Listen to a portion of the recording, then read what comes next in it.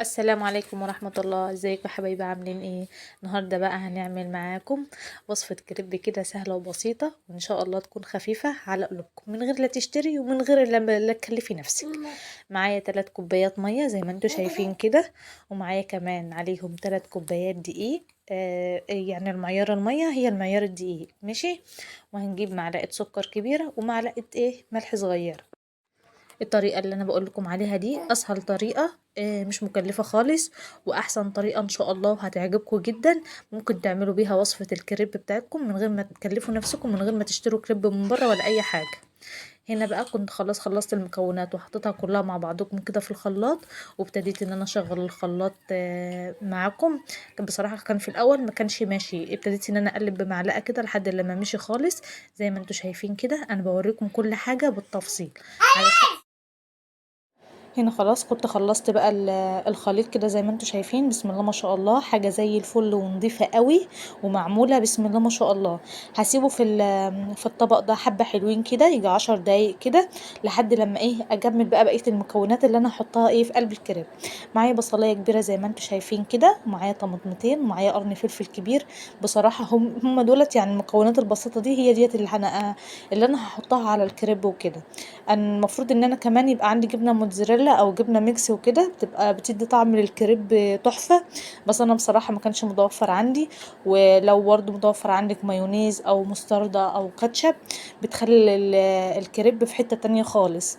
هنا بقى انا عملت الكريب المره دي بابسط الطرق وبابسط المكونات الموجوده عندنا في اي بيت. هنا خلاص قطعت البطاطس شرايح كده رفيعة جدا، وبعد كده قطعت عليها قطعت الطماطم برضو شرايح رفيعة. وبعد كده قطعت الفلفل. بقوم بقى بالشكل الجميل زي ما انتوا شايفين كده.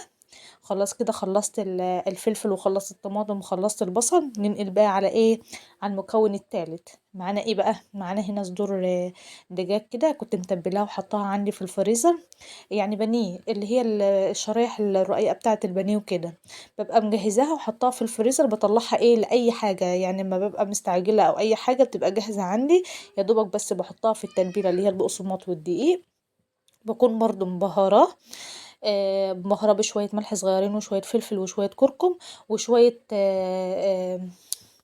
وشوية بابريكا صغيرين. هنا بقى خلاص كنت بهرته خلاص بالدقيق والبقسماط، هروح بقى احمره كده واسيبه برضه يبرد براحته لحد لما اخلص بقى كله مع بعضه كده. وبعد كده هقطعه شرايح زي الاستريبس كده، وهحطه بقى على على الكريب. هنا خلاص كنت حطيته في قلب الزيت وخلاص اتحمروا بقى بالشكل الجميل كده زي ما انتوا شايفين. شوفوا حاجتنا حلوة ازاي ونضيفة ازاي، بسم الله ما شاء الله. انا حاولت بقى ان انا اعدل في التصوير كده واعدل في الصوت، علشان يعني ان شاء الله من جودة الفيديو تكون احسن.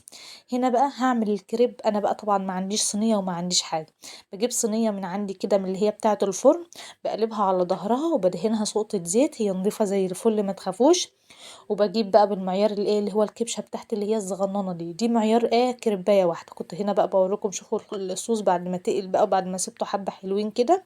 حطيت هنا اول كريبايه هبتدي ان انا اوريها لكم واحده واحده كده. هتبقى معانا زي الفل وبسم الله ما شاء الله، حاجه احسن من بره مليون مره يعني. انتي لو عملت الطريقه دي مش هتشتري كريب تاني من بره. بسم الله ما شاء الله. انا كنت بعمل لكم خطوه بخطوه عشان كل حاجه تكون سهله عليكم. هنا بقى كنت ضيرتها على الناحيه التانية عشان اوريكم برضو على الوشين. هوريكم كل حاجه بالتفصيل واحده واحده. هنا بقى كانت خلاص خلصت اهيت، بس انا بقى ابتديت ان انا اسلوخها واحده واحده كده على الناحيتين.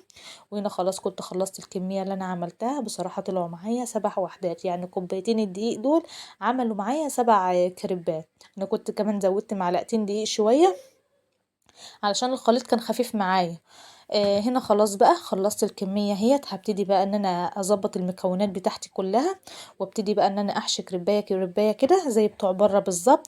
بس طبعا كانت ناقصة معدات اللي هي المستردة او المايونيز او الكاتشب والجبنة الموتزاريلا. انا عملت الكريب ده يا جماعة بأقل الامكانيات، عشان ما فيش واحدة تيجي وتقول لي انتي مش حاطة كذا ومش حاطة كذا ومش حاطة كذا. لا، ده المتوفر عندي دلوقتي. يعني انا ساعات بعمله بجبنة موتزاريلا وبزود عليه حاجات، بس بصراحة دي الحاجات اللي كانت متوفرة عندي دلوقتي.